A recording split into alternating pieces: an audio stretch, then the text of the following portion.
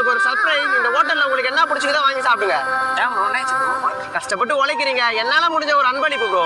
Bro இப்பதான் bro சாப்பிட்டு வந்தேன் நானு. ப்ரோ அப்பெல்லாம் சொல்லக்கூடாது, எனக்காக போய் சாப்பிடுங்க. சரி ப்ரோ சரி ப்ரோ. அடுத்தவங்களுக்கு உதவி பண்றதே ஒரு தனி போதை தான் ஃபேமிலிஸ். நான் எவ்வளோண்ணா? 8000 ரூபாப்பா. 8000 ரூபாவா? ப்ரோ நீ பில்லு கொடுண்ணா.